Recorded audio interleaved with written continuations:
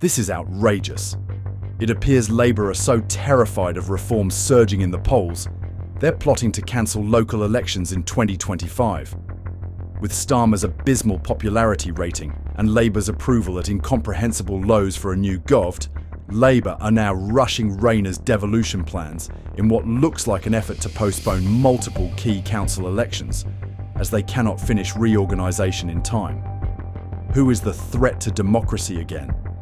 In today's video, we will watch and react to a clip of this potential local elections being cancelled.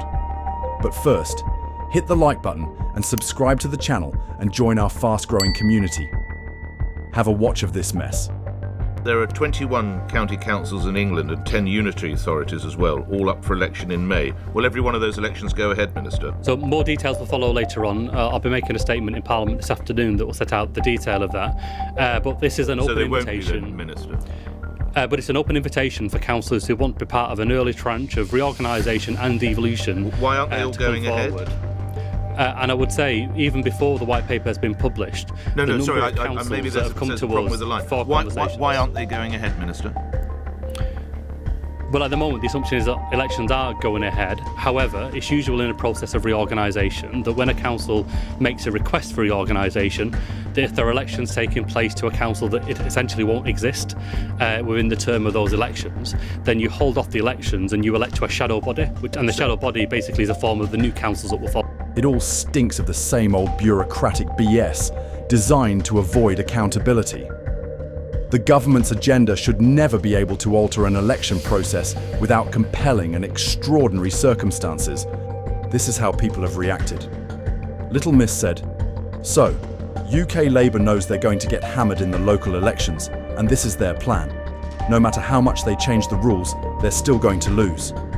Clara added, "They know they're going to lose a lot of seats, so they conveniently claim they want reorganisation, which will probably take about 4 years."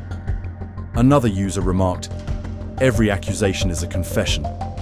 Everything they accuse others of is exactly what they're doing. They're the real threat to democracy. It's chilling." Ryan commented, "In translation, reform is so popular that we'd get crushed. Better cancel the elections for the sake of democracy." Muttley said, "They'd lose 21 councils if the elections go ahead." Another user shared, "They'll resort to every underhand tactic in the book to hold on to power. I cannot stand this government." Malcolm reflected, "When people said Labour would rig the system to avoid future elections, I thought it was far-fetched. Now, I'm not so sure. This so-called devolution for England is a complete sham. Merging councils and adding more mayors isn't devolution. It's the dismantling of England as a unified nation. Merging councils and adding more mayors isn't devolution. It's the dismantling of England as a cohesive nation. What's your opinion? Let me know in the comments." In other news, electric car drivers could face being stranded in charging deserts across northern England and rural areas, according to the National Audit Office, NAO. A new NAO report reveals significant gaps in the UK's electric vehicle charging network, particularly outside London and the southeast. While the UK is on track to meet its target of 300,000 public charging points by 2030, the network is far from evenly distributed. Experts warn this uneven rollout could leave EV drivers unable to complete journeys on major routes. For instance, the A49 between Hereford and Shrewsbury has inadequate charging infrastructure. Similar problems occur on the A35 near Southampton, where drivers may struggle to find charging points when low on power. The A66 through Penrith is another route flagged as insufficiently equipped. The disparity is stark, with 44% of public charging points concentrated in London and the southeast, according to the report. Only 15% of charging points in England are found in rural areas, with regions like the Northwest, Yorkshire and the Humber, and Northern Ireland particularly lacking EV infrastructure. Yorkshire, for example, has just 56 charging points per 100,000 people, compared to London's 233. Ginny Buckley, Chief Executive of Electrifying, a car buyer's website, told The Telegraph, This disparity in charging infrastructure cannot continue if we want everyone to join the electric journey. Vicky Red, Chief Executive of Industry Body Charge UK, pointed out that while a new charge point is added every 25 minutes on average, planning permission and grid connections need to be simpler and faster.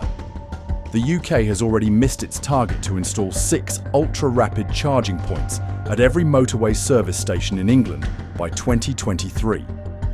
As of July 2024, only 62% of service areas meet this requirement. The Department for Transport has now revised its target to ensure fast chargers are available at 100 out of 114 stations across England by mid-2025. Geoffrey Clifton Brown, Conservative Chairman of the Commons Public Accounts Committee, stated, "While progress has been made on rolling out public EV chargers, there is still significant variation in their availability across the country. If the government is serious about encouraging the uptake of electric vehicles, it must ensure reliable, convenient, and accessible charging points are available." A government spokesman responded that good progress is underway, with over 72,000 public chargers now available, a near 40% increase from December 2023. The report also highlighted key concerns, including complex systems for using charge points, unclear or excessive pricing, and malfunctioning or broken charging units. It's too early to determine whether OSEV's regulatory intervention has made an impact, as many of its requirements only took effect in November 2024. In other news, Prince Andrew has faced a fresh setback following the latest royal family announcement. A hearing regarding the anonymity of an alleged Chinese spy linked to the Duke of York is set to take place at the Royal Courts of Justice at 2 p.m. on Monday, according to court listings. This follows Prince Andrew, now 64, confirming that he has ceased all contact with the alleged spy. In a statement, he said, "The Duke of York followed advice from HMG and ceased all contact with the individual after concerns were raised. The Duke met the individual through official channels, and nothing of a sensitive nature was ever discussed. He is unable to comment further on matters relating to national security." A former security minister described the revelations about the Duke's close relationship with a man accused of being a Chinese spy as extremely embarrassing. The Special Appeals Commission recently upheld the ban preventing Andrew's associate, a businessman known only as H6, from entering the UK. The Commission also noted that the Duke had been left vulnerable due to pressures he faced at the time. What are your thoughts on today's discussion? Share them in the comments section below. If you haven't already, be sure to like this video and subscribe to the channel for more British content. Thank you, take care, and goodbye.